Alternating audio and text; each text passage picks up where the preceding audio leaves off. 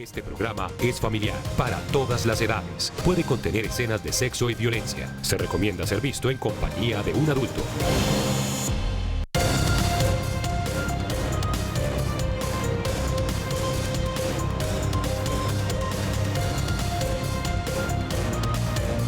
Aquí comienza Red Más Noticias.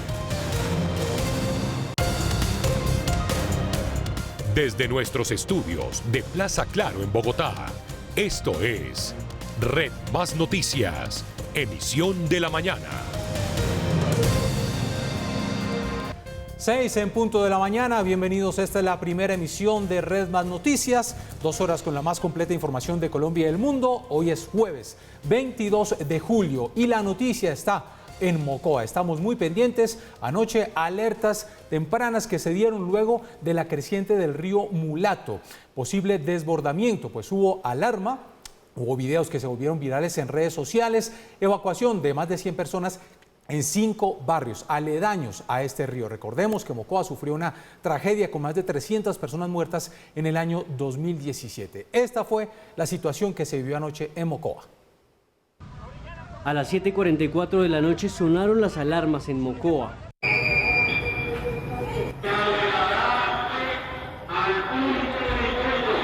Nuevamente el río Mulato, el mismo que hace unos años se llevó media ciudad, rugía con fuerza. Se presentó una creciente súbita del río Mulato.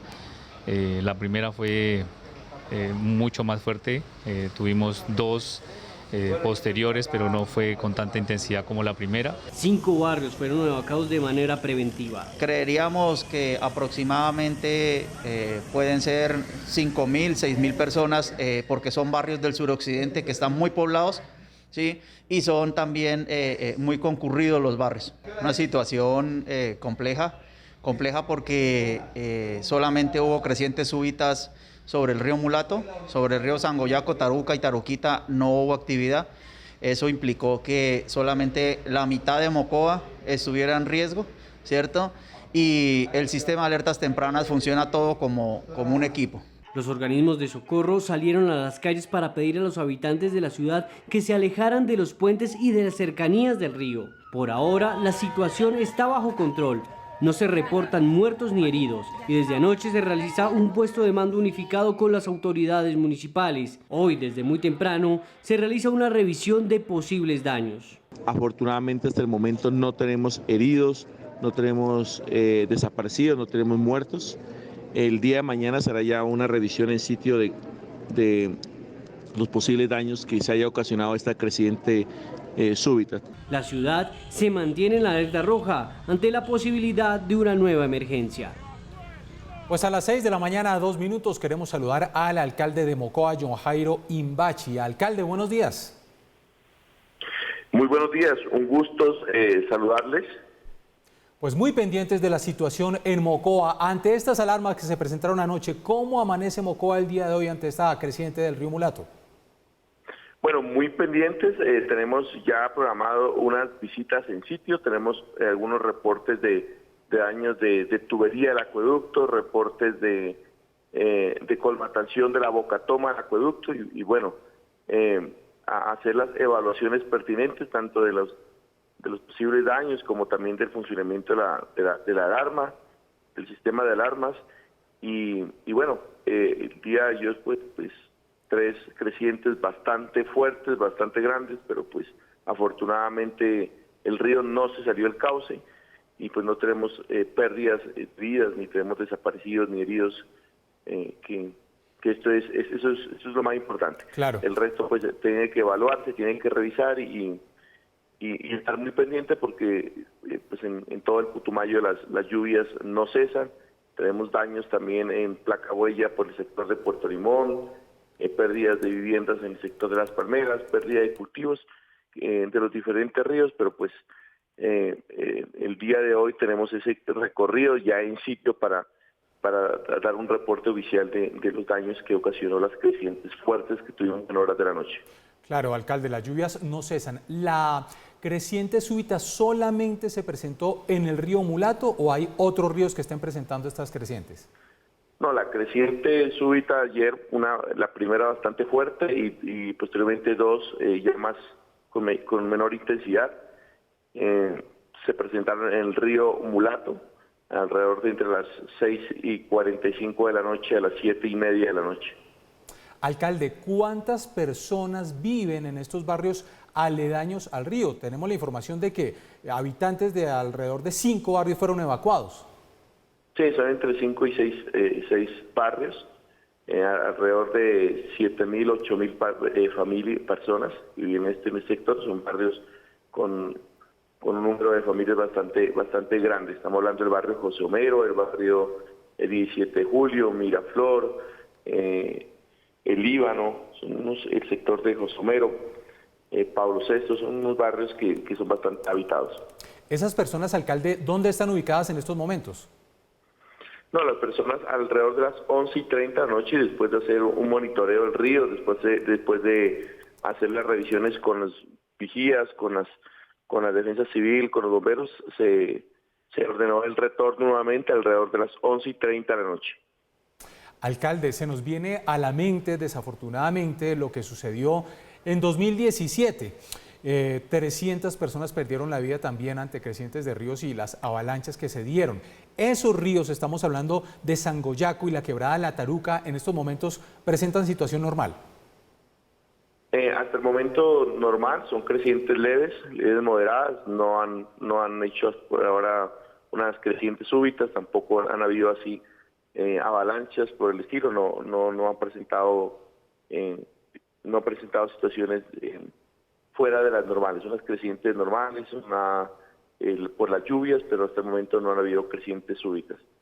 Llama la atención y por supuesto de manera positiva las alarmas que se dieron anoche, el llamado de las autoridades y pues prácticamente todos los habitantes hicieron caso. En ese sentido, ¿cuál es el mensaje para la ciudadanía? Que si bien volvió, usted nos dice en horas de la noche, pues todavía debe estar muy pendiente de lo que pueda llegar a suceder. Sí, pues esto nos trae malos recuerdos. Hace 4 años aproximadamente pues fue una situación bastante difícil y pues las personas siempre tenemos en mente toda esta situación. Por eso ante cualquier alarma siempre la preocupación es bastante fuerte, siempre se generaban niveles de pánico bastante grandes. Tuvimos que atender precisamente con bomberos 2 casos de personas que por el pánico también tuvieron que ser atendidas por los bomberos. La recomendación es estar muy atenta al sistema de alarmas, muy atenta a los medios de comunicación, muy pendientes de las alertas que se generen. La invitación es que cuando se generen estas alarmas no acercarse a los puentes, no acercarse al río, antes por el contrario atender el llamado y acercarse a los puntos seguros, a los puntos de encuentro que ya están estipulados. ¿Cuáles son esos puntos de encuentro, alcalde? Porque yo creo que es importante darle esta información a la población. Si bien anoche pues todo sucedió de forma normal, menos mal, ¿cuáles son esos puntos a seguir cuando se dan este tipo de alarmas? Bueno, en el caso de Mocoa estamos hablando del parque, estamos hablando de los sitios altos de la ciudad que se han enmarcado ya a través de las rutas de evacuación. Que ya los ciudadanos en cada uno de los sectores pues se ha socializado y que conocen con mucha anterioridad. Sí. Alcalde, ¿ha tenido algún contacto con el gobierno nacional? ¿Les ha ofrecido el gobierno algún tipo de ayuda? Sí, estamos en contacto con la Unidad de Gestión de Riesgos Nacional, el doctor Eduardo González. A las 7:30 iniciamos ya reuniones con ellos. Tenemos entendido que hay un vuelo de apoyo a las 7:30, donde van a estar el gobierno nacional presente aquí en la capital del Putumayo. Alcalde, finalmente recordando desafortunadamente esta tragedia del 2017, ¿cómo sigue esa reconstrucción? ¿Hace falta algo? ¿Queda todavía algo pendiente desde ese año? Pues en el río Mulato en este momento se estaban iniciando la reconstrucción de las obras de mitigación. Estábamos iniciando las obras de reconstrucción con el presidente del día de ayer, pues lo más probable es que estos inicios de estas obras pues se hayan perdido. Precisamente esa es la evaluación que hará la unidad de gestión de riesgos y tendrá que nuevamente iniciarse la construcción de estas obras de mitigación. Pues es el alcalde de Mocoa, John Jairo Imbachi, a quien le agradecemos estar acá en Red Más Noticias, luego de la alarma que se presentó anoche. Alcalde, seguimos muy pendientes. Bueno, muchas gracias a ustedes y nosotros también pues, estaremos muy pendientes monitoreando el río, monitoreando las diferentes fuentes para informar a los ciudadanos oportunamente. Claro que sí, 6 de la mañana, 9 minutos, la situación en Mocoa, muy pendientes acá en Red Más Noticias para que no se repitan tragedias como la que se vivió en el año 2017. Esta es nuestra primera emisión y nos vamos con los titulares. A las 7 de la mañana, el fiscal y el ministro de Defensa entregarán detalles de la investigación por el atentado al presidente Duque y el carrobomba en la brigada en Cúcuta. Todas las pistas apuntan a que un ex capitán del ejército, en llave con hombres de las disidencias de las FARC, sería el cerebro detrás de los dos episodios. La situación en Mocoa, tal como nos lo contaba el alcalde, en horas de la noche sonaron todas las alarmas por una creciente súbita del río Mulato. De manera preventiva, autoridades evacuaron a centenares de personas. Los habitantes recordaron la avalancha del 2017 que dejó un saldo de más de 300 fallecidos. El gobierno nacional contempla abrir vacunación contra COVID-19 para toda la población. En agosto iniciará piloto en municipios con menos de 100.000 habitantes. Inicia fase 3 de ensayos de vacuna contra el COVID-19 de los laboratorios Sanofi y GSK. El proceso será llevado a cabo en Bogotá, Chía, Girardot, Barranquilla, Florida Blanca, Soledad y en Cali, en el que participarán 2.500 voluntarios mayores de 18 años.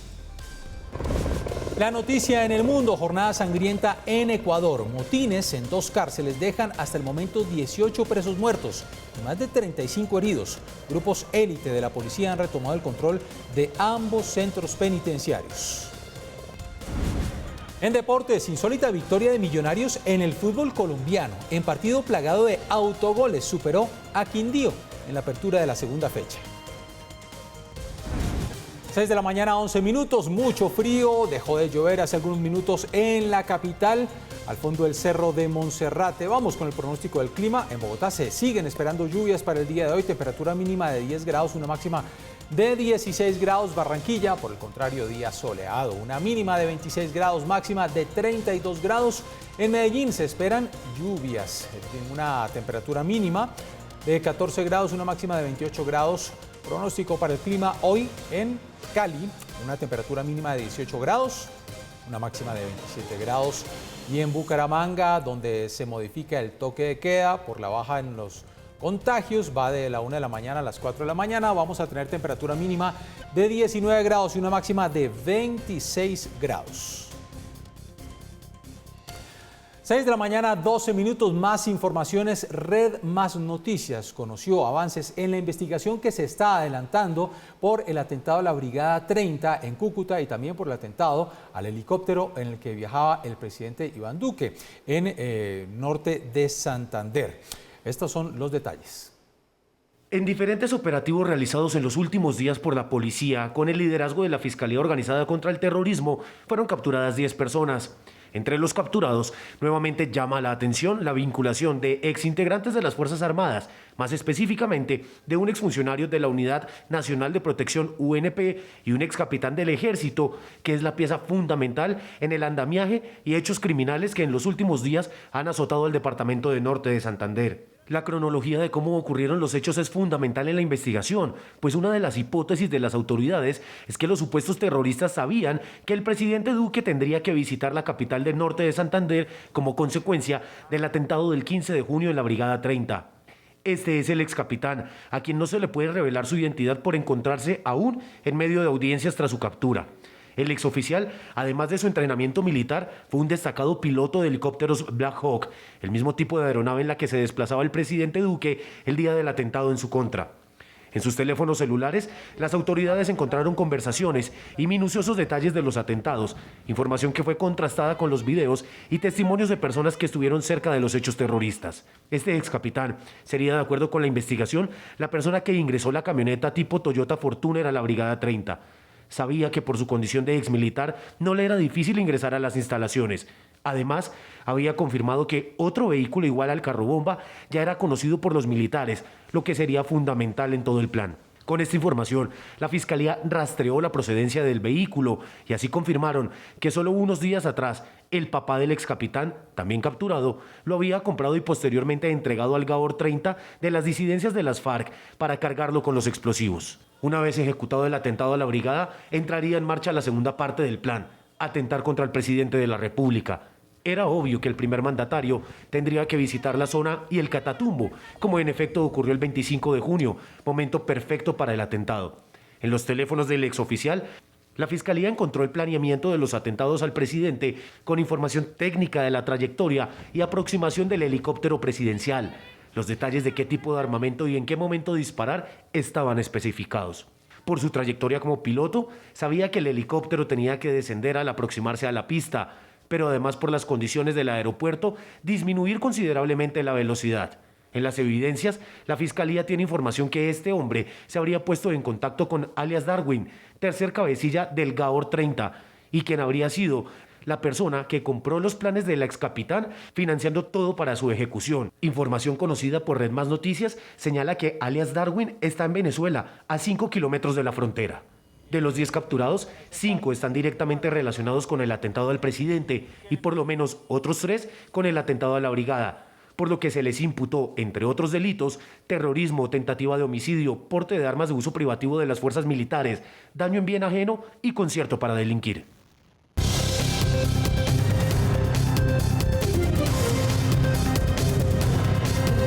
6 de la mañana, 16 minutos. A esta hora la policía de Cundinamarca presenta a los responsables de la quema del vehículo articulado de Transmilenio, recordemos, en Soacha, que sucedió el pasado 24 de mayo. Pero además, Paula Granados, con los buenos días, también se dan a conocer las identidades de algunos detenidos en las protestas, actos vandálicos del pasado 20 de julio. Paula, feliz jueves. Usted se encuentra además con el comandante de la policía de Cundinamarca.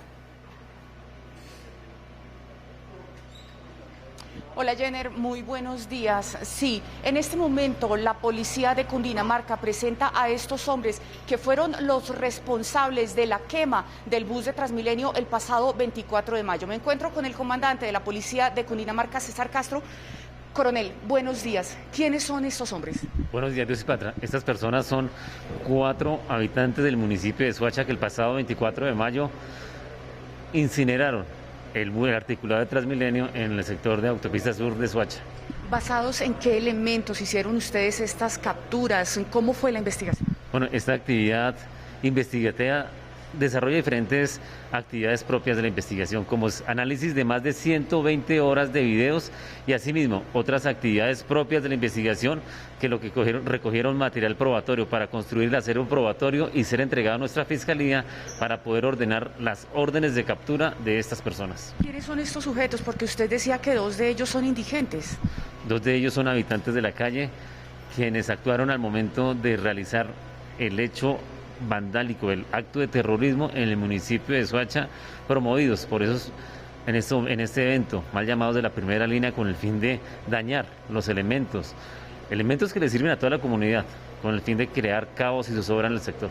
Coronel, ¿cómo actuaron ellos ese día? ¿Abordaron al conductor? ¿Cómo actuaron? Estas personas actúan haciendo parar el articulado de manera violenta, se la atraviesan, hacen bajar a la gente, ingresan, intimidan al conductor, le hurtan sus elementos, sus documentos y posteriormente, en un acto delictivo, meten un trapo al tanque en la CPM y le prenden fuego, y es lo que genera que el incendio se propague de manera rápida. Coronel, pues muchísimas gracias. Mire, estamos hablando de alias Pulga, alias Leo, alias Carmenzo y alias Trampas, que son las personas que ustedes acaban de ver pues aquí a nuestras espaldas. Y pues a propósito de este tema de los denominados primeras líneas, recordemos que hace pocos minutos el concejal Andrés Forero interpuso una denuncia ante la Procuraduría General de la Nación en contra de la alcaldesa Claudia López por haber permitido estos campamentos que ayer pues la policía ya estaba desalojando. Lo que dijo el concejal Andrés Forero: que la Alcaldía Mayor de Bogotá había dado autorización a la primera línea para ocupar un predio del distrito en la localidad de Kennedy, más concretamente un predio del acueducto, durante más de 10 días para hacer un campamento. Tanto la concejal Bastidas como yo decidimos poner una queja disciplinaria contra la alcaldesa en la Procuraduría General de la Nación. Esto se debe a que, según testimonios de la ciudadanía y según registros que hay en distintos medios de comunicación, ese campamento se terminó convirtiendo en un centro de entrenamiento, en un campo de entrenamiento de las primeras líneas, de personas que estaban encapuchadas y que estaban practicando combates y con machetes de cara a las movilizaciones del pasado 20 de julio. Jenner, mire, frente a los antecedentes de estos sujetos que tenemos a nuestra espalda, pues tienen cerca de 10 antecedentes. Los daños que causaron ese día de la quema del Transmilenio en la estación de San Mateo en Soacha asciende a 840 millones de pesos. La información que se genera desde el centro de Bogotá, Paula Granados, Red Más Noticias. Muy bien, Paula, muchas gracias por su información. 6 de la mañana, 20 minutos. Noticias con la Personería de Bogotá, que tiene la lupa a 34 profesores investigados por denuncias, presuntos casos de abuso sexual en colegios públicos y en colegios privados. El caso más reciente ocurrió en la localidad de Antonio Nariño.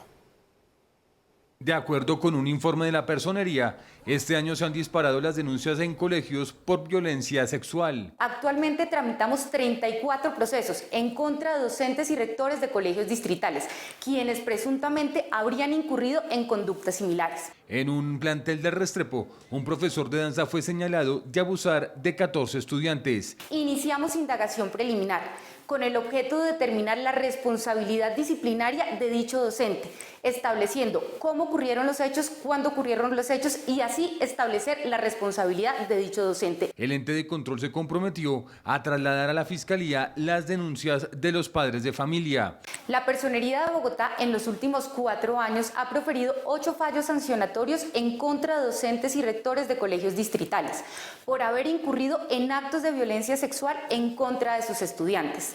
6 de dichos fallos se encuentran ejecutoriados, 2 se encuentran en sede de apelación. Las localidades más afectadas son Kennedy, Ciudad Bolívar y Suba.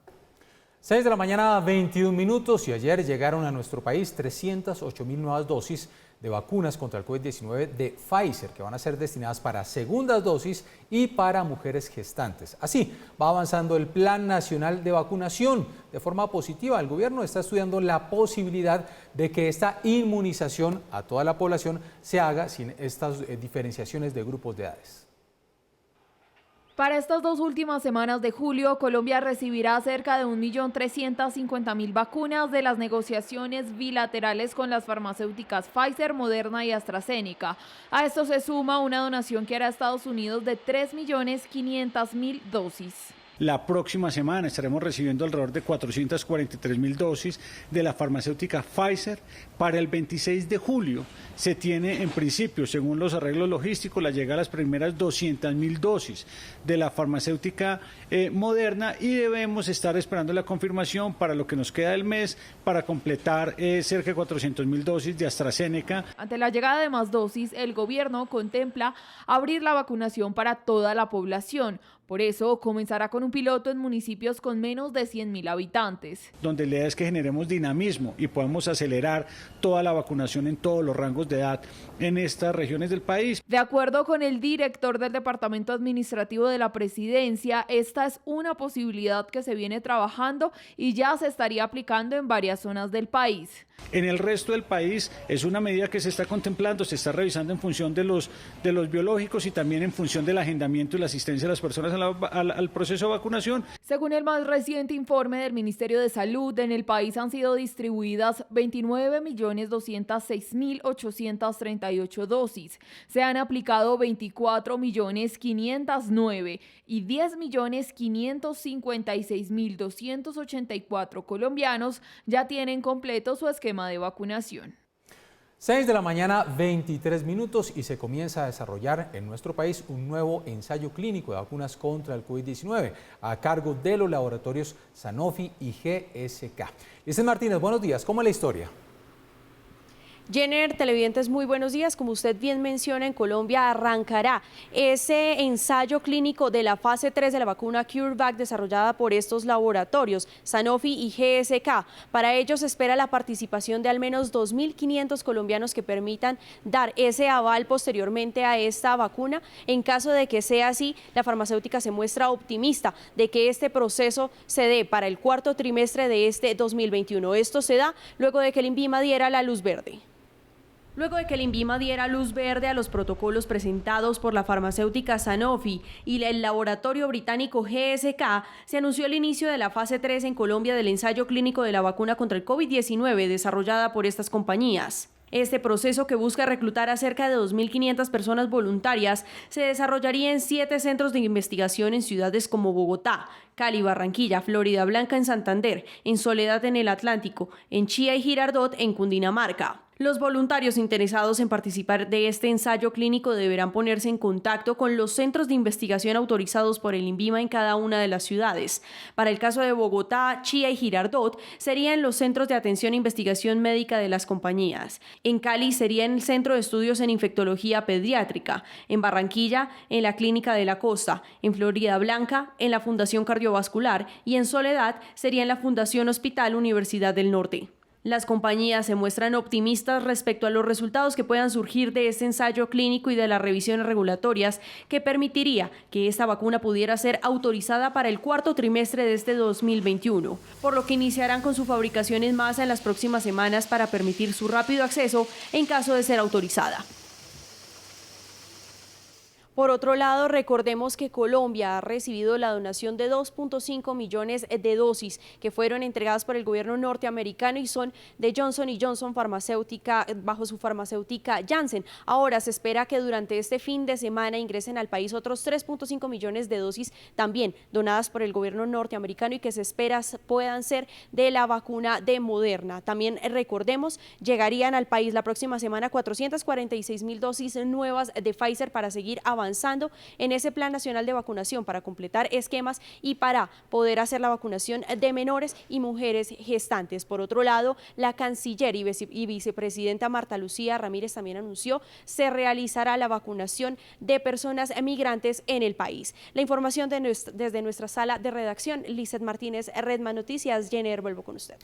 Muy bien, Lizeth, muchas gracias. Efectivamente, anuncio de la vicepresidenta y canciller Marta Lucía Ramírez en el sentido de que los más de 2 millones de venezolanos que se encuentran en nuestro país van a ser vacunados. Y otro de los anuncios que hizo la vicepresidenta y canciller tiene que ver con una donación que va a realizar Colombia, $1 millón a la OEPS con destino a las islas del Caribe. Durante una sesión extraordinaria de la OEA, la vicepresidenta dio a conocer este aporte voluntario que contribuirá a la vacunación de 15 islas localizadas en la zona del Caribe que conforman CARICOM. Esta donación será utilizada por medio del mecanismo COVAX. En este mismo encuentro, la vicepresidenta aseguró que en Colombia serán vacunados 2 millones de colombianos gracias a las donaciones que han hecho países como Estados Unidos. La contribución voluntaria de $1 millón a la Organización Panamericana de la Salud para la compra de las vacunas contra la COVID para los Estados miembros de la Comunidad del Caribe, del CARICOM. Esta contribución se hizo para cumplir con el compromiso de Colombia con el Consejo Permanente en su resolución 1165 sobre la distribución equitativa de vacunas contra la COVID-19. 6 de la mañana, 28 minutos, y a pesar de que siguen llegando vacunas, mecanismo COVAX, acuerdos bilaterales, donaciones de vacunas que nos llegan de Estados Unidos, hay preocupación en el gobierno por la baja afluencia de las personas a estos puntos de vacunación. Ayer el Ministerio de Salud entregaba un porcentaje que deja preocupados, y es que las poblaciones entre los 50 y los 59 años de ese grupo poblacional solamente se ha vacunado, al menos con una dosis, el 60%. Así que hay preocupación por esta situación. Colombia sigue avanzando en el Plan Nacional de Vacunación. El más reciente reporte del Ministerio de Salud registró que en total en el país se han aplicado 24.509.000 dosis, estando a tan solo 999.491 de alcanzar la meta para este mes de julio de llegar a las 25 millones de dosis aplicadas. Este mismo reporte, con corte a las 11:59 de la noche del 20 de julio, da muestra que 10.556.284 personas ya cuentan con sus esquemas completos de vacunación, que según indica el Ministerio de Salud corresponde a un 20% de la población. Pese a ello, la cartera de Salud y gremios hacen un llamado a los colombianos para que asistan a las citas de vacunación, teniendo en cuenta que solo el 60% de la población entre los 50 y 59 años han sido inmunizados. Lo que quiere decir que ya vamos en más de un 20% de población colombiana inmunizada totalmente contra este virus. Pero aún nos falta mucho. Son cifras importantes, pero en este grupo de edad mayor de 60 años debemos alcanzar cifras cercanas al 80-85% de la población para garantizar más la vida de estos ciudadanos. Y es que a la fecha la cobertura en la inmunización por poblaciones estaría así: personal de salud en un 100%, adultos mayores de 80 años y más 92,4%, adultos mayores de 75 a 79 años un 83%, de 70 a 74 años en un 82%, personas entre los 65 a 69 años en un 77,4% y en personas entre los 60 y 64 en un 72,9%. Un llamado muy especial a la población entre 50 y 59 años, donde apenas hemos inmunizado el 60% de esta población y todavía hay muchas personas susceptibles de poder enfermarse y de poder morir. Así que invitamos a toda la población, especialmente mayor de 50 años, a que acuda a los puestos de vacunación. El Ministerio de Salud recordó que todas las vacunas son seguras y salvan vidas. Ahí está. Hay preocupación entonces desde el Ministerio de Salud, del Gobierno Nacional, pocas personas asistiendo a los puestos de vacunación. Fíjense ustedes ese porcentaje que nos daban de la población entre los 50 y los 59 años. Y ante esta situación, pues muchos se están preguntando, ¿es hora de abrir ya la vacunación, de tener una inmunización abierta? Ya nos habían dicho acá el viceministro, el director del DAPRE, que en poblaciones con menos de 50.000 habitantes ya estaba esa vacunación abierta. Se va a establecer un piloto en poblaciones con menos de 100.000 habitantes. Pero ¿qué va a pasar en ciudades grandes, en ciudades capitales? Pues esa es la propuesta de numeral para el día de hoy. Numeral, abrir vacunación es. Numeral, abrir vacunación es. Y tenemos muchas respuestas. Nos dicen por acá, es necesario, es un gran paso. El señor Gaviria nos dice, es lo mejor. Alex Rodri nos dice, es lo ideal. Miguel Osorio, muy bueno y que sea cierto porque se ha caracterizado por mentiras. Cecilia Lozano nos dice, es estupendo. Eduardo López, estoy de acuerdo. Ahí están todas las posibilidades de opinión. Numeral, abrir vacunación es. 6 de la mañana, 31 minutos. Y es que va avanzando este Plan Nacional de Vacunación y tuvimos aquí hace algunas semanas una iniciativa de la Cámara de Comercio de Bogotá para que miles de empresas pues se pudieran unir y poder adquirir vacunas, ¿sí? Vacunas, un número grande, pero pues esta iniciativa fue, digámoslo, desechada por el momento por la Cámara de Comercio de Bogotá. El doctor Nicolás Uribe es el presidente de la Cámara de Comercio. Doctor Uribe, como siempre, un placer tenerlo. Jenner, muy buenos días a usted y a todos sus televidentes. Gracias por la invitación. Esta iniciativa se llamaba Vacunación por la Reactivación. ¿Por qué se suspendió esta iniciativa? Básicamente, Jenner, lo que nosotros hemos visto es que el calendario que nosotros veníamos cumpliendo de manera rigurosa para avanzar en el proceso de compra de vacunas por parte de algunas empresas que manifestaron interés en la Cámara de Comercio, coincidía en la práctica ya con la oferta de vacunas que el Plan Nacional de Vacunación había puesto a disposición de los ciudadanos. En las actuales circunstancias, la semana anterior se redujo de 40 a 35 años de edad el acceso universal sin cita previa para las personas a vacunarse. La alcaldesa de Bogotá insistió en la importancia de avanzar desde los 18 años de edad de forma inmediata. El gobierno nacional más tarde también hizo énfasis en que cada semana iba reduciendo durante las próximas semanas el número de edades que se necesitaban para acceder a la vacunación y en consecuencia y en la práctica íbamos a terminar permitiendo que un número importante de empresas accedieran a la vacuna pagando por ella cuando de manera alternativa y simultánea el Plan Nacional de Vacunación podía proveer ese servicio de forma gratuita para las mismas empresas.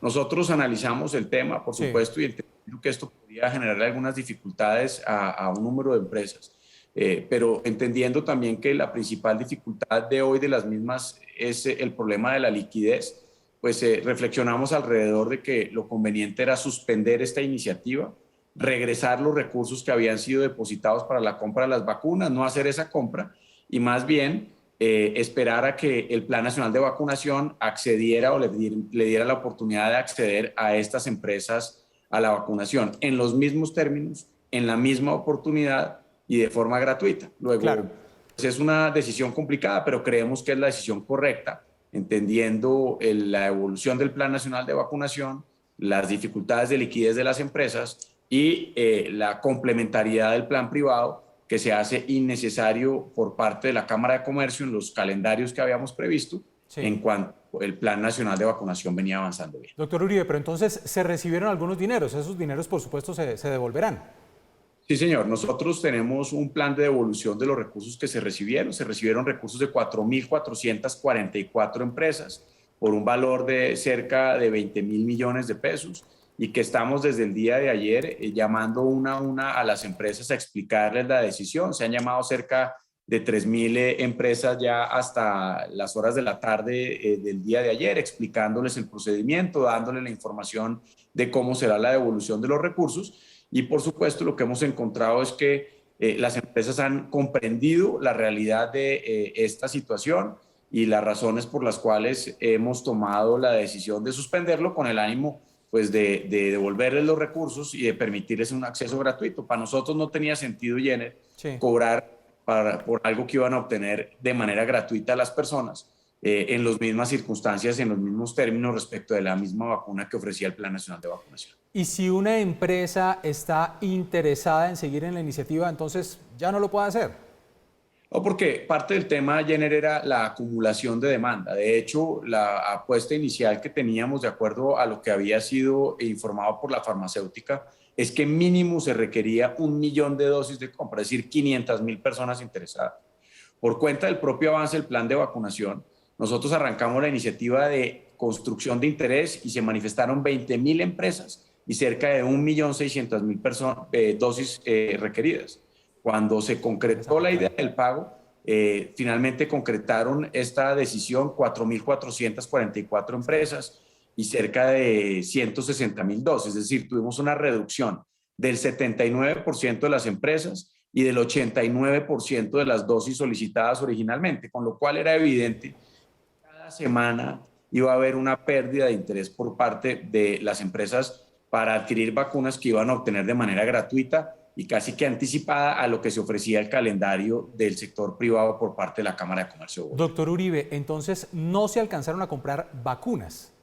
No, señor, no se compraron las vacunas y esa fue la decisión que se tomó. Y por esa razón vamos a regresar ese dinero y por esa razón estamos explicando. Lo que no hubiéramos podido hacer en 8 días era explicar por qué habíamos comprado unas vacunas, habíamos gastado, invertido los dineros de los empresarios y simultáneamente pues los mismos empresarios habrían podido conseguir las mismas dosis de manera gratuita en el puesto de salud de al lado, como probablemente hubiera sucedido a partir de la semana siguiente. Mire usted que tiene el 35% de la población solicitada a través de nuestro plan de vacunación es de poblaciones que la semana entrante va a tener acceso público, gratuito y universal a las dosis.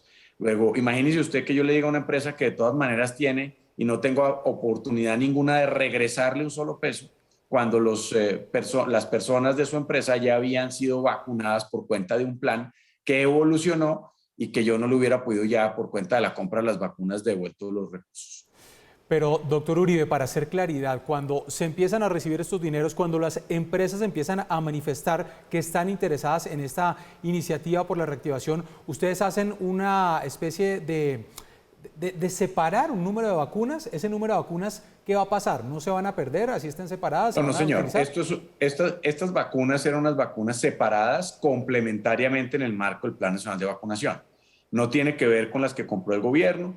era una solicitud que se concreta únicamente con el pago, no afecta los desembolsos de vacunas o las remisiones de vacunas para el Plan Nacional de Vacunación y tiene que ver exclusivamente con la solicitud de más vacunas por parte del sector privado, que es lo que ha quedado suspendido. Y ahora bien, pues la ANDI ya tenía 2.100.000 vacunas en Colombia. Su calendario tenía tal vez 2 semanas antes que nuestro ejecución, y esas vacunas se están implementando sin dilaciones y ese plan de trabajo sigue operando de manera coordinada con el gobierno nacional. Importante esa aclaración, no se van a perder vacunas. Sin embargo, doctor Uribe, pues también uno empieza a pensar, ¿y no hubo falta de planeación entonces? Vea, Jenner, lo que pasa es que este plan ha tenido una evolución impresionante en el último mes y tiene eso varias razones. La primera, un número importante de llegada de vacunas. En los primeros 5 meses llegaron 20 millones de vacunas. En el último mes llegaron 10, el 50% en un mes, mientras 20 millones de vacunas en los 6 meses anteriores. En segundo lugar, hemos tenido una dificultad con algunas poblaciones que se han vacunado en menor porcentaje. Y esto ha permitido que se abran rangos de edad de manera progresiva y que sí siga siendo, como lo anunció el doctor Víctor Muñoz en el día de ayer. Cuando nosotros arrancamos no se podía vacunar a personas menores de 50 años. Esta semana probablemente se abrirá la vacunación para mayores de 30 años. Es decir, que quedará casi que cubierta, y la semana entrante de 25 años, de acuerdo con el anuncio del ministro de Salud la semana anterior. Luego, lo que tenemos nosotros no es una falta de previsión, sino una reacción ágil y rápida frente a un cambio de circunstancias, que es un cambio de circunstancias además positivo, porque lo que demuestra es que el Plan Nacional de Vacunación avanza bien, y que lo que corresponde es ser juiciosos en promover la vacunación de personas menores de 35, 40 y 45 años, que se están vacunando en menores porcentajes que lo que hicieron las personas de mayor edad. Claro, finalmente, doctor Uribe, teniendo en cuenta esto que usted nos acaba de decir, ante el interés de los empresarios, ante estos grupos poblacionales que poco a poco se van abriendo, pero también ante la preocupación del gobierno, del Ministerio de Salud, de que muchos grupos poblacionales pues, que están abiertos según el plan de vacunación, pues no están asistiendo. ¿Usted qué opina de abrir el plan de vacunación? Pues yo creo que vamos a llegar muy rápido a ese escenario, y precisamente esa fue la razón principal en virtud de la cual desistimos de hacer incurrir a las empresas en este costo. Y es que a medida que tengamos vacunas disponibles, pues esas vacunas necesitamos aplicarlas. Ojalá en las poblaciones de mayor riesgo, que son evidentemente las que tienen comorbilidades, las que tienen mayores niveles de edad. Pero en caso de que tengamos, por ejemplo, lentitud en la aplicación de las vacunas en edades de 50, 54, 40, 30 años, pues lo que corresponde es dar acceso universal a todas las edades con el ánimo de garantizar esa inmunidad de rebaño lo más antes posible. Es Nicolás Uribe, presidente de la Cámara de Comercio de Bogotá. Finaliza entonces esta iniciativa que estaba desde la Cámara de Comercio, la vacunación por la reactivación, y se van a reembolsar los recursos. Doctor Uribe, gracias por atendernos. Jenner, muchas gracias y un saludo para todos. Muy amable. Así se siente tu cabeza con esos fuertes dolores como la migraña. Y así de rápido se eliminan con Ibuflash Migran. Ibuflash, alivio potente para tu cabeza en un flash. NK, medicamentos totalmente confiables.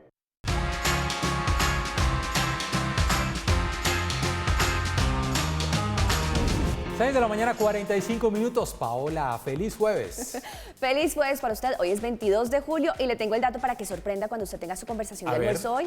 Hoy es el Día del Cerebro, el Día Mundial del Cerebro. Desde el año 2014 resulta que la Federación Mundial de Neurología dijo vamos a empezar a hacer conciencia sobre nuestro cerebro, y además para estar pendientes porque a veces nos descuidamos un poquito. Oiga, sí, hay que cuidarlo bastante y utilizarlo de la mejor forma, por favor.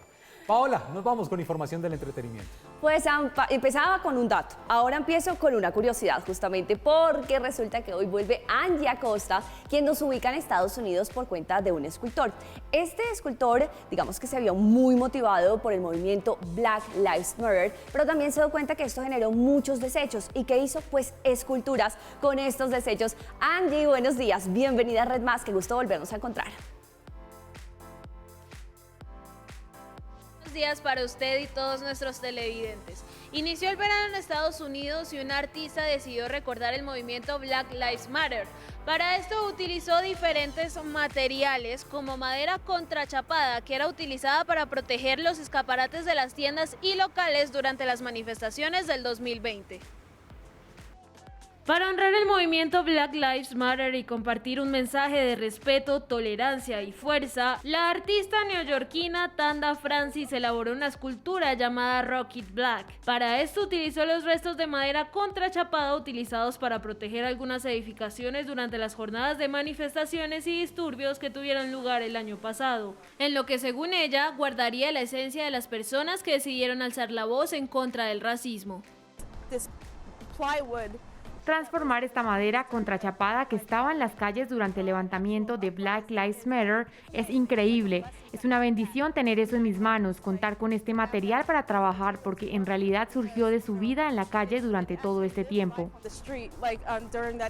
Francis hace parte de los 5 artistas elegidos para participar en The Plywood Protection Project, utilizando este material para crear conciencia en la ciudadanía norteamericana. En mi trabajo en realidad uso el color negro y trato de realzarlo, como en contraste con la forma en que ha sido estigmatizado en nuestra cultura. Así que ya sabes, es mostrando en la luz más divina. Esta serie de esculturas están ubicadas en diferentes partes de Nueva York y estarán ahí hasta el 1 de noviembre del presente año. Informó para Red Más Noticias, Angie Acosta. Angie, muchas gracias. Y de Estados Unidos pasemos ahora a Reino Unido. ¿Por qué?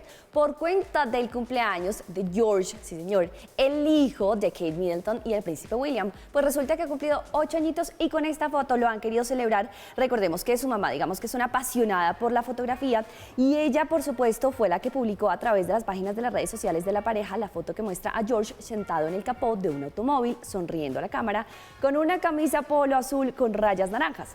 Hasta ahí todo perfecto. Pero ustedes saben que nos gusta hablar de la realeza y la gente empezó a decir, ¡ay! Todo parece indicar que hay un sutil guiño al bisabuelo del cumpleañero. Sí, el príncipe Felipe, que murió recientemente en abril a los 99 años, dado que el príncipe George parece estar sentado en un Land Rover. Y ese era el automóvil favorito del esposo de la reina Isabel, incluso en el que lo llevaron en el ataúd, en una versión personalizada de este vehículo para su funeral. Y bueno, con los últimos años, la mamá de Kate optó como fotógrafa para capturar el momento perfecto. Ella cada año, y casi que se ha convertido en tradición, ha compartido una foto de George y ahora que cumple 8 años, pues no podía ser la excepción. Y hablemos ahora de Liverpool. Seguimos en Reino Unido. ¿Y por qué? Porque resulta que la UNESCO ha retirado ese título de Patrimonio de la Humanidad. Ya sabemos todos que tener este título solo lo ostentan 900 lugares en el mundo y muy pocos definitivamente han visto cómo se ha retirado este título. Pues la decisión fue tomada durante una reunión de un comité de la UNESCO en China esta semana en una votación secreta en la que hubo 13 votos a favor de la decisión, 5 en contra y 2 inválidos. La decisión responde a que el comité consideró que los desarrollos urbanísticos en Liverpool amenazan el valor del frente marítimo de la ciudad y que estos, incluyendo el futuro estadio de fútbol del Everton Football Club, habían derivado en un grave deterioro del lugar histórico. Pues la alcaldesa de Liverpool ya reaccionó, calificó esa decisión de incomprensible. Nuestro patrimonio mundial nunca ha estado en mejor condición, pues se ha beneficiado de la inversión de centenares de millones de libras y por supuesto hemos logrado restaurar decenas de edificaciones, así como los espacios públicos. Vamos a ver entonces qué pasa con esta decisión. De pronto el gobierno está evaluando la posibilidad de apelarla. Muy bien, Paola, gracias. Más adelante volvemos con usted, pero antes le tengo un plan a usted y a todos los televidentes. A las 6 de la mañana, 51 minutos, visitar el río de Caño Cristales. Después de año y medio cerrado por la pandemia, pues reabre sus puertas para que todos disfruten del buen ecoturismo. Se espera, dicen las autoridades, que más de 4.000 personas visiten esta maravilla de la naturaleza.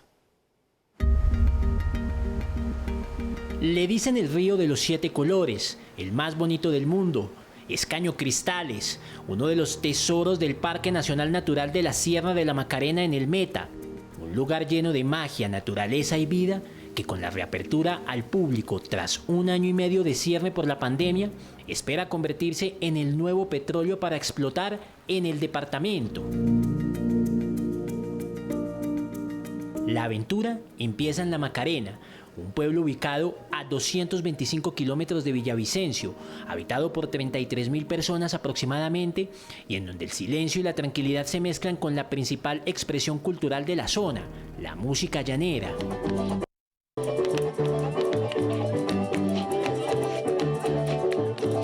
Allí hay que abordar canoas para atravesar el río Guayabero hasta llegar al puerto de Los Mangos, desde donde comienza un recorrido por trochas llenas de barro y lodo que solo se pueden hacer en camioneta y que dura más de 30 minutos. Después hay que caminar los rocosos senderos que tienen 2 kilómetros de extensión aproximadamente. El agotador trayecto vale la pena, ya que al final del camino los turistas encuentran un lugar cuya belleza natural habla por sí sola. Hemos llegado a Caño Cristales, un paraíso de la naturaleza que ha sido golpeado por la deforestación, la violencia y recientemente la pandemia, y que después de 1 año y medio le abre nuevamente las puertas tanto al turismo como a sus habitantes. En Caño Cristales hay atracciones para el regocijo de la vista del hombre, como la imponente Cascada de la Virgen, los ochos y quizás la más hermosa de todas, los tapetes. Es aquí en donde se puede ver a plenitud la Macarenia clavijera, una planta clavada en las rocas del río que entre junio y diciembre se convierten en un arcoíris cuando reciben los rayos solares. Es esa planta la que le da el color característico a este afluente, y es por eso que los expertos recomiendan ir a Caño Cristales en el segundo semestre del año para apreciar este espectáculo natural en todo su esplendor. Como es un sitio natural, siento que es como que reconectándonos un poco con la naturaleza, el ambiente y desintoxicarnos un poco como de la situación que estamos viviendo. Es un viaje muy agradable, el servicio turístico de esta región de la Macarena es fuera de serie y la atención y la gente es muy cordial con nosotros, con los turistas. La mayoría vive ahora de actividades como la gastronomía, la ganadería y la venta de artesanías, entre ellos don Miguel Antonio Correa, un caldense que llegó hace 3 décadas a la zona y que ahora más que nunca añora que los turistas vuelvan. La reapertura es como un alivio, como algo para el bienestar de nuestro pueblo, porque es que la economía a raíz de estos paros, de la pandemia, ha sido afectada casi en un 80%. Hay muchas tiendas de barrios que han tenido que cerrar y la gente está esperando esto para tener otra forma más de comercio. A esta región la guerra no le robó la esperanza. La guerra de más de 54 años que dejó muchas víctimas y muchos muertos. Hoy la gente tiene la ilusión de vivir del turismo. Antes del cierre por la pandemia, en marzo de 2020, Caño Cristales recibía en promedio unos 17.000 turistas cada año. A esto se sumó la incursión de algunas mafias ilegales que deforestaron más de 200.000 hectáreas en el departamento durante casi una década.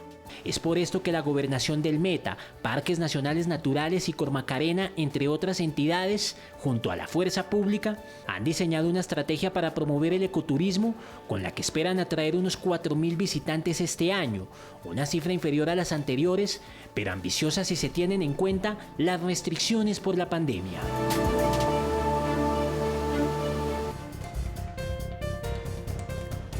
7 de la mañana a 3 minutos, primera emisión de Red Más Noticias. Saludamos a esta hora al viceministro de Salud, Luis Alexander Moscoso. Viceministro, como siempre, un placer saludarlo acá en Red Más Noticias. Buen día. Buen día, Jenner, y a toda su audiencia. Para todos un gran saludo. Bueno, varios temas. El primero, vacunación abierta. Hay preocupación, ustedes mismos lo han expresado, la poca afluencia de personas a puntos de vacunación, inclusive por grupos de edades. El dato que nos da el Ministerio de Salud del rango de edad entre 50 y 59 años, solamente un 60% de las personas que se han vacunado al menos con una dosis. Sabemos que ya pues, en algunos municipios con menos de 50.000 están dando de forma abierta el plan de vacunación. Se va a establecer un piloto para poblaciones con menos de 100.000 habitantes. ¿En qué va esa posibilidad de que sea a nivel nacional?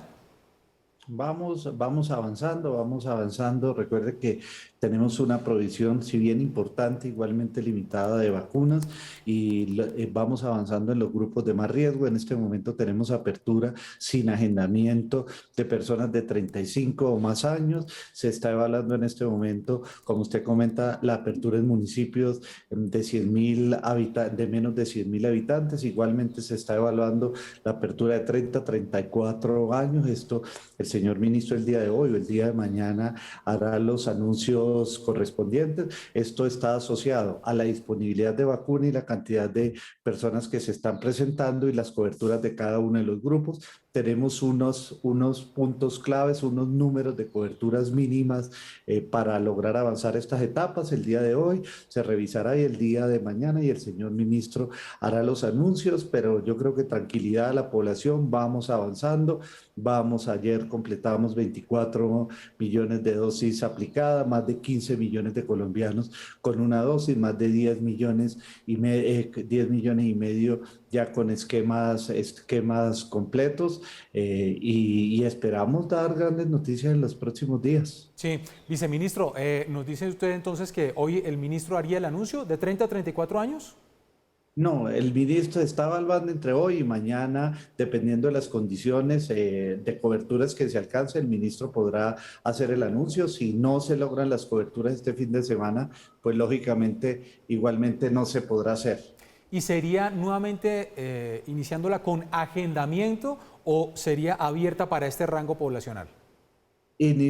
No, inicialmente, como todos los procesos, iniciamos por el sistema de agendamiento y posteriormente se va evolucionando sin agenda y se va dando apertura a los siguientes grupos. Viceministro, pero ¿de qué depende exactamente que tengamos un plan de vacunación abierto? ¿De qué depende? De la cantidad de vacunas que estén disponibles. En este momento, como lo dijo el ministro, tenemos una población importante vacunada, pero tenemos una población muy importante sin vacunar. Si damos apertura a todos los rangos de edad, pues las aglomeraciones y la gestión podría generar complicaciones. Entonces, por eso hay que dar una apertura gradual y progresiva en virtud de las vacunas que estén disponibles, del número de vacunas que se encuentren disponibles, pero también de las coberturas que vayamos alcanzando en cada uno de los grupos de edad que están abiertos. Pero sí, desde el mismo Ministerio de Salud se está observando que no están asistiendo a vacunarse los grupos que están abiertos. ¿Por qué no destinar esas vacunas a otros grupos poblacionales que sí desean hacerlo? Porque tenemos todavía un número de vacunas limitadas. Entonces, por lo menos en la ciudad de Bogotá, tenemos alrededor en este momento de unas 70.000 vacunas destinadas a primera dosis. Esto nos puede alcanzar 3-4 días, esto nos puede alcanzar hasta el domingo, que empata con la llegada de nuevas vacunas. Si nosotros damos apertura a otros grupos, por lo menos en este momento podemos tener una afluencia y el día de hoy agotarse en las vacunas que están destinadas a los demás grupos y además le vamos a quitar la oportunidad a los grupos de más riesgo. En este momento estamos creciendo semanalmente en los grupos de 80, de 70, de 60, de 50, de 40, pero también tenemos coberturas en los grupos de 30 a 35. Entonces este es un proceso que debe hacerse de forma gradual. Recuerde que la edad es el factor más que afecta más los riesgos. Las personas entre más edad tienen, más riesgo tienen. Por eso estamos vacunando primero a los de más edad. Recordar que las personas de 12 años en adelante con comorbilidades, que son las otras poblaciones de riesgo, ya las estamos vacunando. Entonces, yo creo que aquí vamos al ritmo de las vacunas disponibles, vamos trabajando fuertemente, vamos avanzando y rápidamente, en la medida en que logremos las coberturas deseadas y tengamos la disponibilidad de vacunas, vamos a ir a dar apertura a todos los grupos y como le digo, en los próximos días y semanas yo creo que los anuncios van a ser muy importantes. De acuerdo a esa proyección de las vacunas que actualmente están, pero las que nos seguirán llegando, ¿cuándo se tendría una decisión de una vacunación abierta en Colombia? Yo creo que para el mes de agosto debe haber una definición al respecto, pero pues dependerá lógicamente de la llegada, de la velocidad de llegada y de la velocidad de aplicación que tengan los colombianos. Así que yo creo que el mensaje es: las personas en los grupos abiertos a vacunarse, porque en la medida en que también logremos que estas personas se vacunen, vamos a dar apertura de otras etapas. Vamos avanzando, pero dependemos disponibilidad de vacuna y velocidad de vacunación, y esa velocidad de vacunación la da usted, señor ciudadano. Entonces, 35 más años, 12 años en adelante con comorbilidades, este fin de semana, mujeres en estado de gestación hasta 40 días posparto, todos a vacunarnos. Ese es el compromiso. Claro. Y dependiendo de eso vamos avanzando. Viceministro, ¿cabe la posibilidad ante esa queja de afluencia, de poca afluencia de algunos grupos poblacionales, de que se estudien incentivos para que la gente vaya a vacunarse o que se estudie la posibilidad de que la vacuna en Colombia llegue a ser obligatoria? En este momento el Ministerio está evaluando todo lo que está pasando en todo el mundo, estamos evaluando los criterios de incentivo en otros países, igualmente estamos evaluando los criterios de obligatoriedad. Este es un tema que llegará el momento de aplicarlo. En este momento estamos trabajando sobre la apertura de grupos, vamos avanzando rápidamente. Una vez todos los colombianos tengan la apertura de grupos y tengan los grupos abiertos, como usted comenta, evaluaremos las condiciones de vacunación, y para esta fecha pues tendremos los estudios y los análisis pertinentes que nos permitirán sugerir y adoptar algunas medidas. En este momento no hay ninguna pensada, no hay ninguna tomada, solamente se pidió hacer la revisión técnica de todo lo que está ocurriendo en el mundo, y en eso vamos avanzando. No hay ninguna decisión tomada o pensada, pero no se cierra la posibilidad de incentivos o de vacunación obligatoria. No se cierra la posibilidad, no se cierra la posibilidad. Recordar que el gobierno colombiano ha sido muy claro, pues esperamos a la confianza de los colombianos con la vacunación y que las vacunas sean espontáneas, así como son gratuitas, pero no se descarta en un futuro mirar alternativas, opciones para lograr que más colombianos se vacunen, y el tema de incentivos puede ser una alternativa que no se ha pensado, pero que no se ha descartado. El tema de obligatoriedad de vacunas es un tema un poco más complejo, es un tema que igualmente hay que revisar y va a estar asociado a la velocidad de vacunación que se tenga. En este momento estamos trabajando en lograr que todos los colombianos tengan una vacuna disponible. Vamos avanzando en ese sentido, vamos muy rápidamente. Durante todo el mes de agosto evaluaremos, dependiendo de las condiciones, estas aperturas, y ojalá logremos, y ya miraremos para los meses siguientes cuál es el comportamiento. Y de eso dependerá pues las tomas de decisiones que corresponderán a los estudios y a los análisis que se hagan. Viceministro, hoy es 22 de julio, 23, 24 y 25 vacunatón para mujeres gestantes. ¿Qué deben tener en cuenta las mujeres gestantes? Las mujeres gestantes, la única obligación que tienen es llevar su documento de identidad. Cuando vayan a vacunarse van a firmar un consentimiento informado. En el consentimiento informado nos están diciendo que efectivamente está en estado de embarazo. Recuerde que este es un documento público, entonces creemos si usted nos dice que está en estado de gestación, pero recuerde, si usted firma sin estar en embarazo, corre un riesgo de tipo legal, entonces por favor no lo asuma. Mujeres de 12 semanas en adelante, igualmente mujeres que hayan tenido su bebé en los últimos 40 días, en el consentimiento informado le van a manifestar las condiciones de riesgo y que ella acepta las condiciones. Si usted es una mujer que tiene una condición especial de riesgo y lo ha discutido con su médico y su médico le ha dicho recomendación de esperar, espérese y hable con su médico y él le dará las indicaciones. Hoy la Sociedad Colombiana de Obstetricia ha manifestado que la vacunación de las gestantes tiene un efecto muy importante y que la vacunación debe ser abierta y sin limitaciones, tema que el Ministerio ha tomado, pero igualmente ha tomado la recomendación de que las mujeres que tengan algún criterio de riesgo, pues consúltenlo con su ginecólogo. Sí.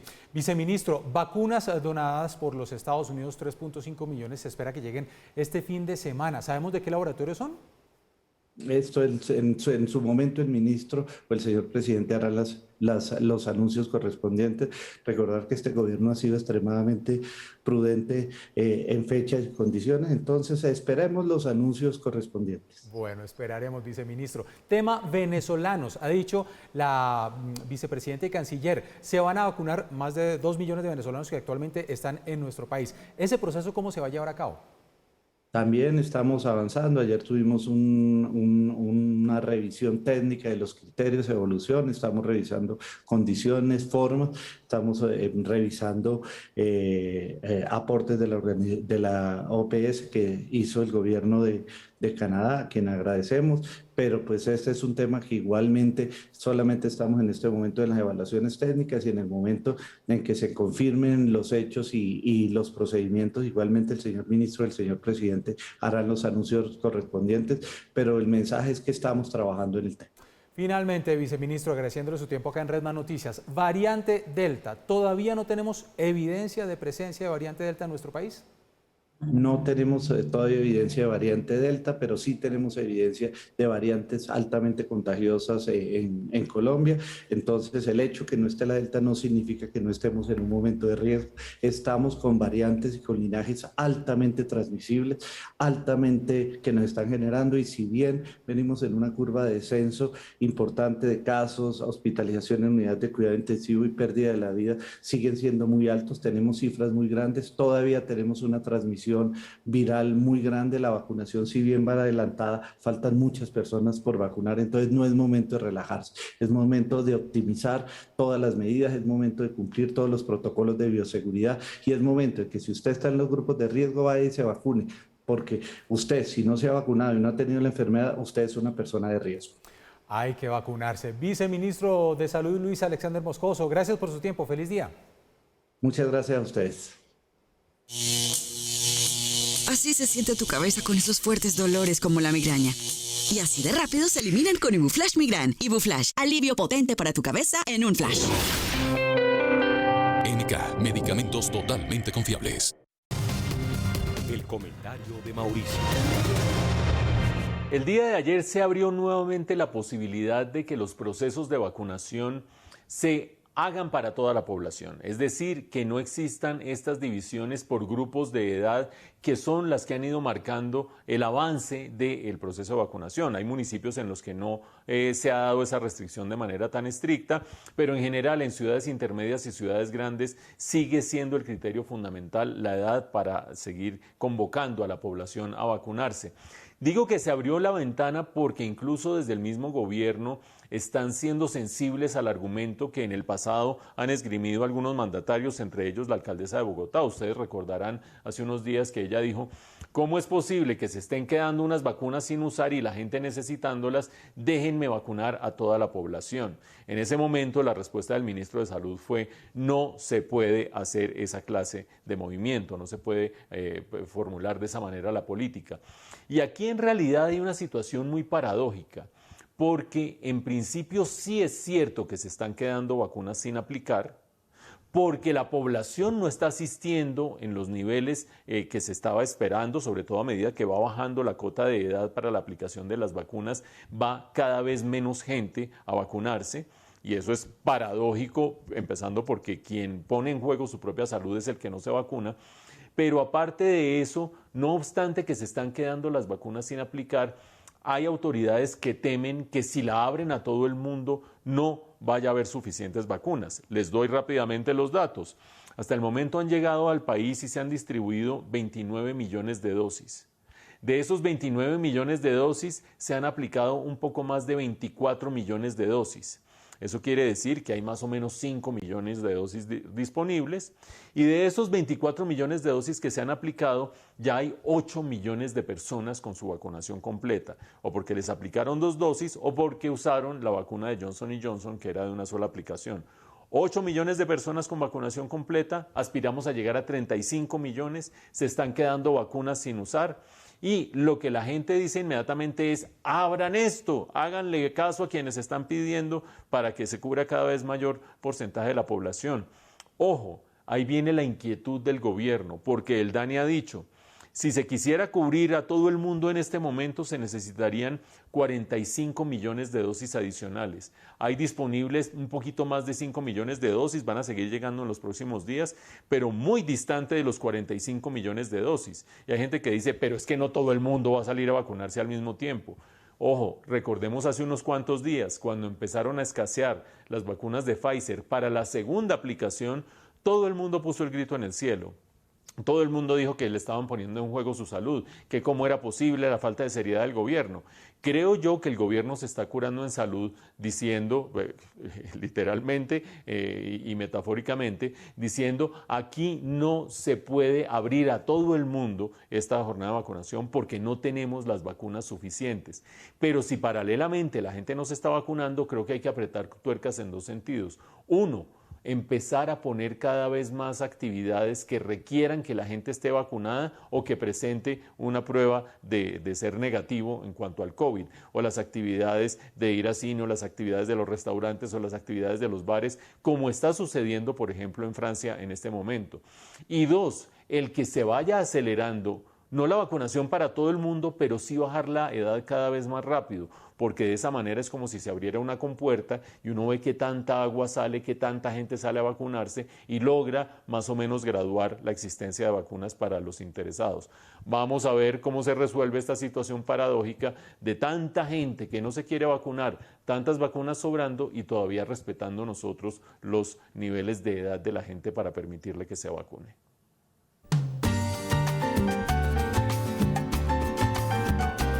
Ya decido como que voy a ir a Arauca porque estoy cerca de mi casa, estoy cerca de mis papás y no estoy tan lejos. Se me ocurre, yo dije, bueno, vamos a colocar una venta de jugos naturales como una refresquería, que la gente llegue allí, hasta que llegué aquí al ladito donde estoy. La señora me dio la oportunidad, a pesar de que era venezolana, confió en mí y me dice, sí, vamos a arrendarle.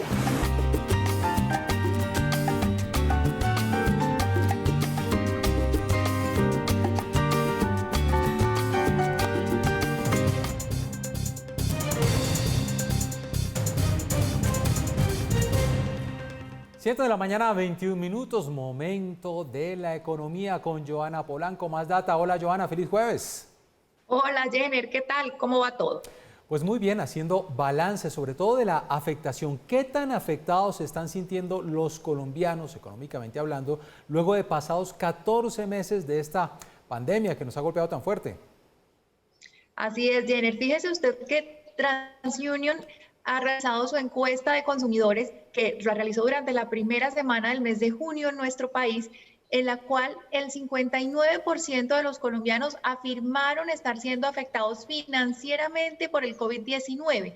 Esto representa un aumento de 9 puntos porcentuales con respecto al 50% de las personas encuestadas que indicaron impacto financiero por la pandemia en el mes de marzo.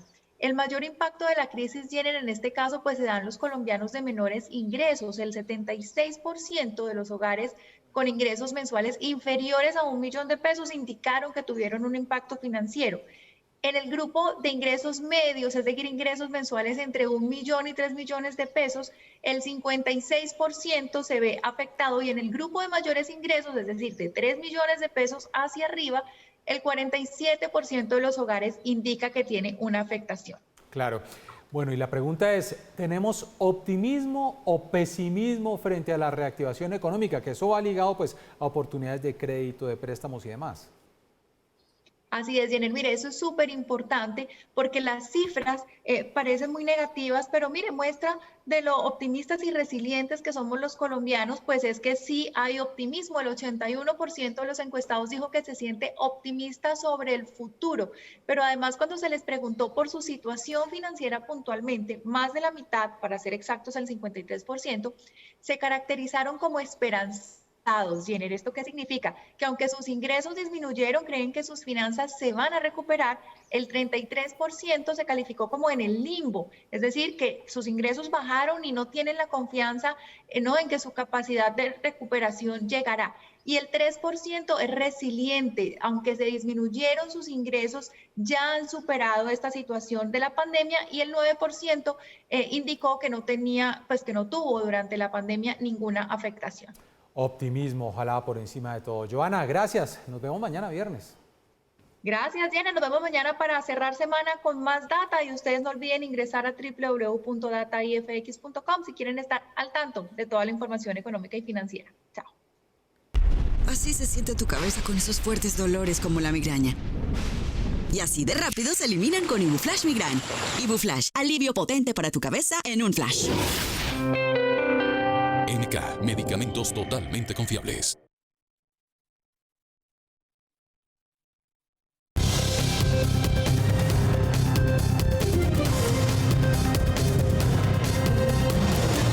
7 de la mañana, 27 minutos. En nuestra primera emisión de Red Más Noticias es hora de hacer recorrido por las regiones. Hola, Michael. Muy buenos días, Jenner, y a nuestros televidentes. Iniciamos en el departamento de Antioquia, noticias de orden público. De orden público porque varias familias campesinas resultaron desplazadas luego de que hombres armados que se hacían llamar del Clan del Golfo los desplazaran de sus viviendas en el municipio de Ituango. Desde el día martes 20 de julio empezaron a llegar al casco urbano de Ituango más de 140 personas que habitan 9 veredas. Según la denuncia, integrantes de la disidencia del Frente 18 le ordenaron a los campesinos que debían desplazarse hacia la cabecera municipal, lo que ya han hecho algunas familias de las veredas Quebrada del Medio y Alto del Limón. Pero este miércoles llegó una orden de la banda criminal Clan del Golfo para que no se desplacen, lo que deja a los habitantes en medio de una guerra por el control del territorio. Tenemos conocimiento de que por lo menos 9 veredas del Cañón del Quebrada del Medio vienen en situación de desplazamiento por la presencia de actores armados que los siguen amenazando y los siguen sometiendo a este tipo de flagelos. Este sería el segundo desplazamiento en menos de 2 años de estas mismas comunidades, lo que demuestra la sistemática omisión de parte del Estado colombiano para brindarle garantías de seguridad a estas comunidades. Las autoridades están reunidas analizando este inminente nuevo desplazamiento masivo en esa población del norte de Antioquia. Por ahora se busca el albergue a los campesinos que ya llegaron al área urbana en las chivas de la empresa de transporte público Conorte.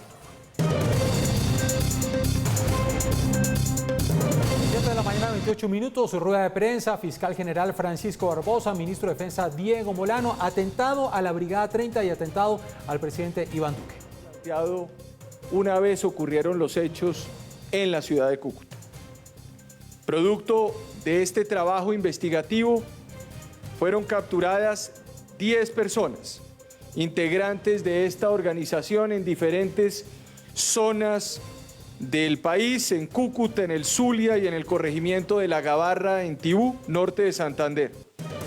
En los procedimientos se incautaron 2 armas de fuego, 24 cartuchos, 185 millones de pesos, 14 celulares, 3 memorias USB, 2 discos duros de almacenamiento, una tablet, una minigrabadora, 5 computadores, 5 vehículos e información de relevancia que nos permitió poder ubicar a estas personas, capturarlas y ponerlos ante juez de garantía.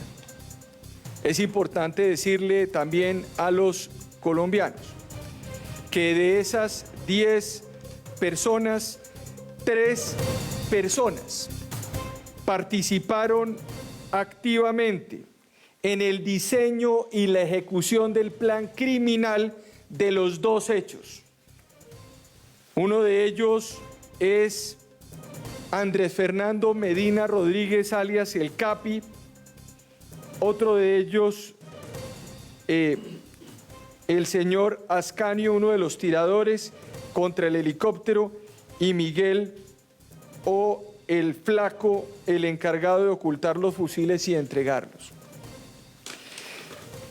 De esas personas, frente al hecho ocurrido en la Brigada 30, podemos decir que no solamente estas 3 personas estuvieron involucradas, sino también el padre de Andrés Fernando Medina Rodríguez, el Capi, también lo estuvo, que es el señor Joaquín Medina Duarte, y Ciro Alfonso Gutiérrez Ballesteros, alias Ciro, quien labora en la UNP, Unidad Nacional de Protección.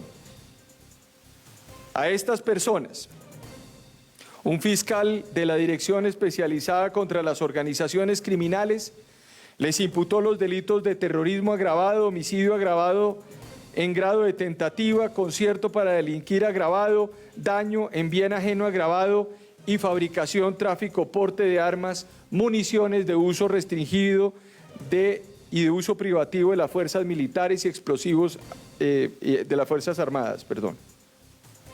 Otros 5 integrantes de esas disidencias del Frente 33 también estuvieron involucrados en la logística del ataque y fueron imputados también por concierto para delinquir agravado. Este hecho queda esclarecido. A esas personas se les impuso el día de ayer medida de aseguramiento en centro carcelario, lo que denota el trabajo serio, investigativo, que se ha realizado por parte de la Policía Nacional y de la Fiscalía.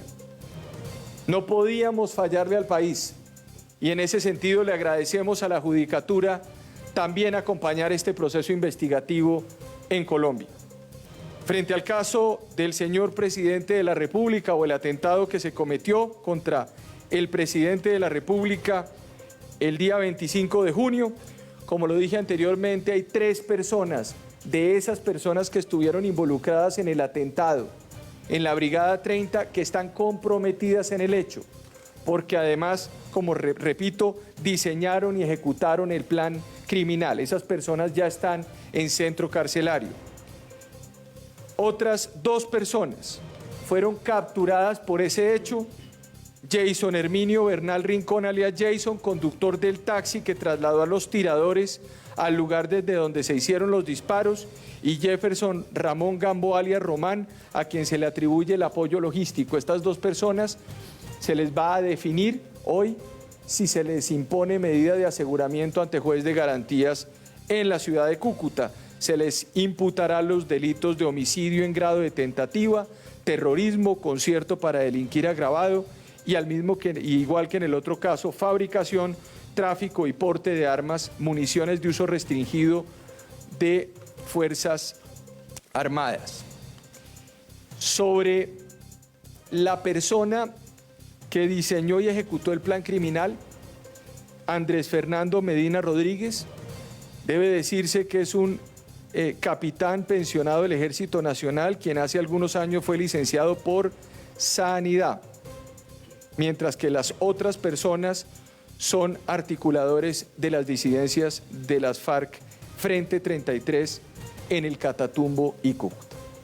Hoy, repito, señor ministro, es una gran noticia para Colombia.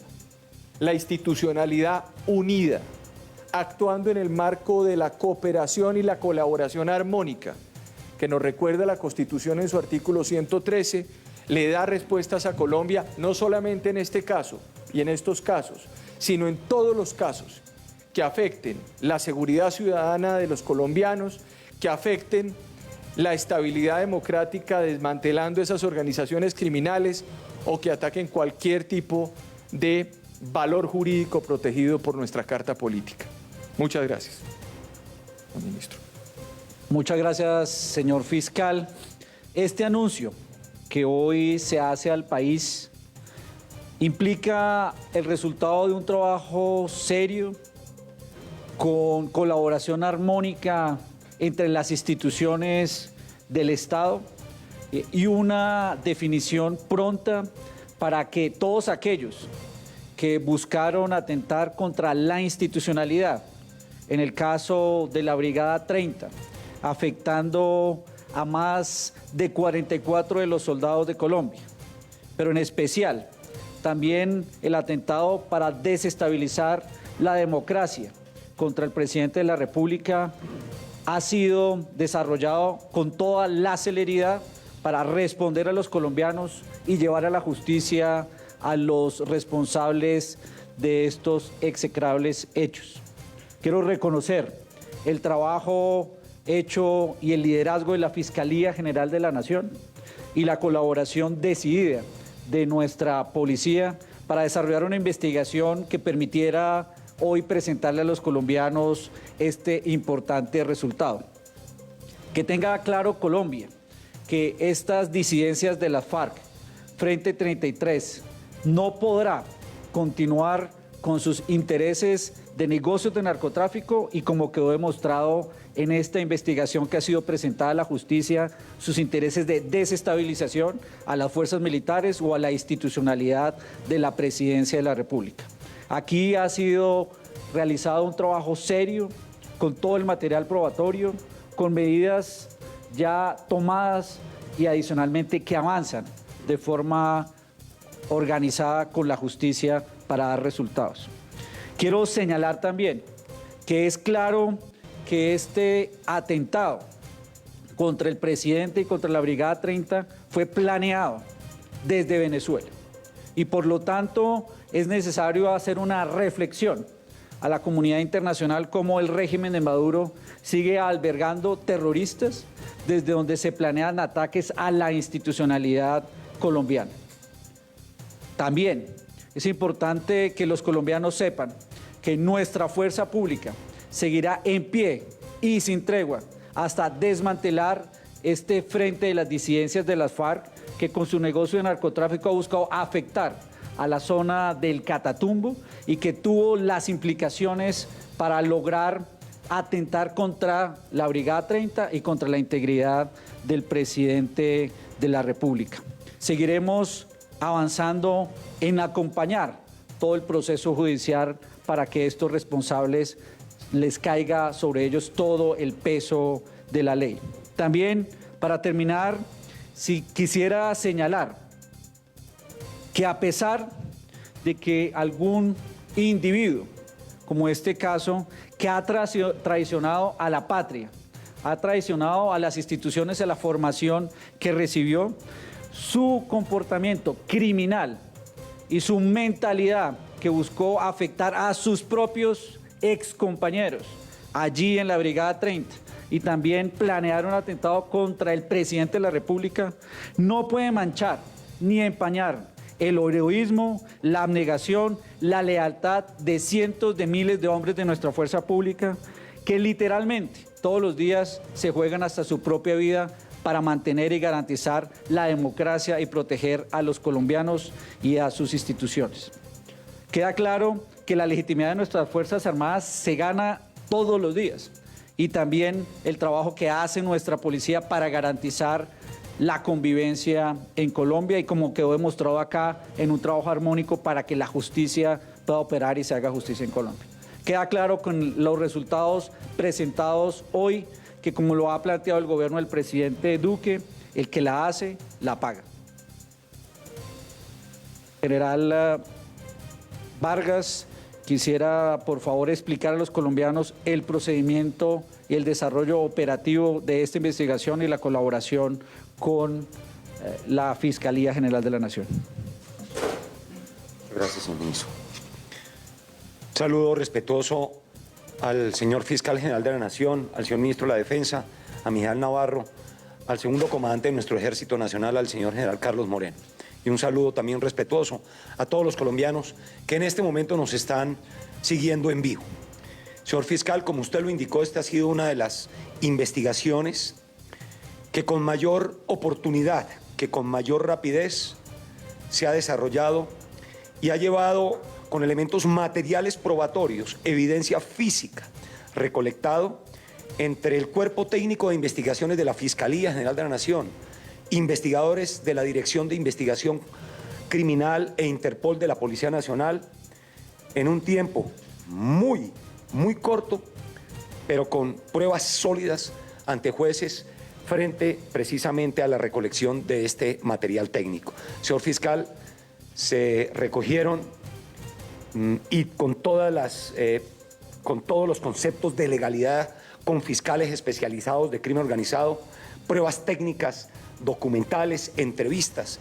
Quiero indicar que en los primeros días y a través de unos retratos hablados, tuvimos colaboración precisamente al darle conocimiento al país de estos retratos hablados por peritos de la Fiscalía y de la Policía Nacional. Llevaron también a tener información de las personas capturadas posterior al atentado del señor presidente. Y me quiero referir rápidamente a cómo se realizaron las investigaciones en los dos casos. Minutos después, horas después de realizado el atentado terrorista en la ciudad de Cúcuta, pudimos obtener material técnico probatorio importante que llevó a la localización de varias personas que habían participado en el atentado en la brigada. Con la operación Esparta, inteligencia que se viene realizando contra el Frente 33 de las FARC, que delinque en Venezuela, se pudo establecer que las órdenes directamente realizadas desde campamentos en Venezuela se dio y se coordinó toda la actividad de transporte del material explosivo, los dineros y la realización de la información criminal para la colocación exacta del carro bomba dentro de las instalaciones de la Brigada 30. Se pudo establecer cómo fueron las reuniones, en dónde se realizaron, quién dio las instrucciones, cómo fue conducido el vehículo y cómo se activó ese vehículo dentro de las instalaciones. De esta forma fue presentado ante el juez de control de garantías las circunstancias de tiempo, modo y lugar en que se realizó ese atentado, las instrucciones que dio John Mechas, a través de quién la dio y la cantidad de dinero utilizado para ese atentado terrorista en la ciudad de Cúcuta. De igual manera se estableció a través de pruebas pericialmente recolectadas con órdenes de policía judicial, técnicamente avaladas por un juez de la República, la conexión entre el atentado de la Brigada 30 con las mismas personas y algunos otros que venían desde la zona del Catatumbo para la realización del atentado contra el señor presidente. Se pudo establecer minuto a minuto cómo fue la entrada de las personas hacia las proximidades del aeropuerto en donde se realizó el atentado contra el helicóptero en que viajaba la comitiva presidencial. Cómo fueron realizados los disparos, las circunstancias en que estas personas llegaron al lugar, cómo permanecieron en el lugar de los hechos, cómo salieron del lugar y además las instrucciones de coordinación desde Venezuela para, digo yo, del Frente 33 para la realización de este atentado. Se conoce con puntualidad de los vehículos utilizados, las instrucciones dadas. Además, hay elementos ya hoy recogidos en la investigación que permiten esclarecer 100% cómo se realizó los dos hechos criminales. Esta ha sido una de las investigaciones con el liderazgo de la señora vicefiscal general de la Nación, con el director de crimen organizado de la Fiscalía, en donde con total certeza probatoria le estamos entregando entre Cuerpo Técnico de Investigación Criminal y la Policía Nacional el esclarecimiento del hecho de estos dos hechos delictivos y el autor intelectual. De igual manera, señor fiscal general de la Nación, estamos a la búsqueda de este John Mechas, siguiendo instrucciones del señor presidente y con orden de captura emanada por un juez de la República. De igual manera, los jefes delictivos, narcotraficantes de John Mechas, son el sujeto conocido como Iván Mordisco y Gentil Duarte, quienes también tienen relación con el narcotráfico desde selvas de Colombia, por Venezuela, hacia Europa y Estados Unidos. Señor fiscal, quiero agradecerle en nombre de todos los investigadores de la Policía Nacional por su liderazgo en el esclarecimiento de este hecho.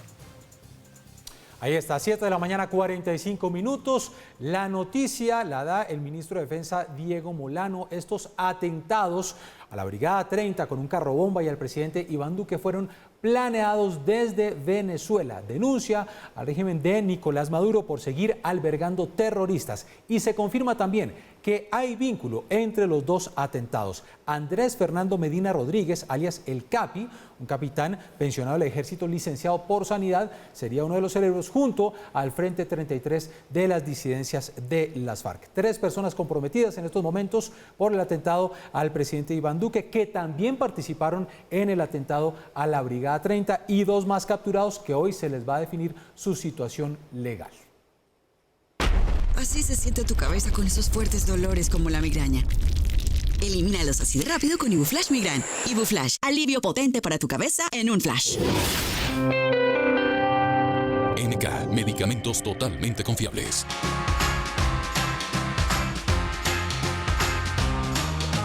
Y más artistas que hacen anuncios sobre sus lanzamientos, pero esta vez nos acercamos un poco a nuestra región y nos enfocamos en Churo Díaz porque ha presentado una nueva producción. Te quiero a ti, solamente a ti, me gusta tú y nadie más. Hoy tenemos un invitado del folclor vallenato. Se trata de Jorge Iván Díaz, más conocido como el Churo Díaz, quien nos estará hablando de su nueva producción musical. Bienvenido. Muchas gracias, Karina. La verdad es que me siento muy feliz, muy contento de poder participar en este programa tan especial. ¿Qué noticias nos traes hoy? La nueva y buena noticia es el lanzamiento de mi más reciente trabajo discográfico que se titula La Carta. un trabajo que salió el 25 de junio. Y darle las gracias a Dios, a todo el churismo en pleno, a todos los amantes de la música vallenata por ese gran recibimiento que... ¿Y con qué canción es tu objetivo musical en este nuevo álbum? Bueno, hablando de canciones, son 19 canciones, están los mejores compositores que tenemos en la música vallenata. Podemos mencionar a Fabián Corrales, Luis Eburro. Ya ese es presencial, así que es más chévere, más sabroso. Pienso que el virtual es algo que hay que hacer por complacer al público, complacer a la gente que siempre nos apoya.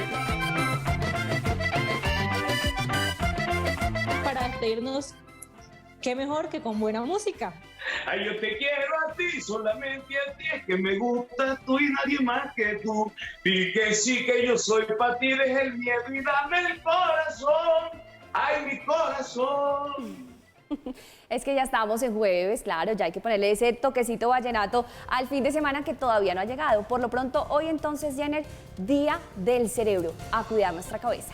Día del Cerebro, sí señora, a cuidarlo, a escuchar buena música. Mañana viernes usted nos traerá buena música para el fin de semana. Paola, nos vemos en horas de la noche. Jenner, que tenga una muy buena jornada hoy. 8 en punto de la mañana, hasta aquí esta primera emisión de Red Más Noticias. Ya lo saben, conocer las noticias es bueno, entenderlas es mejor. Nos vemos en nuestra emisión del mediodía. Hasta entonces.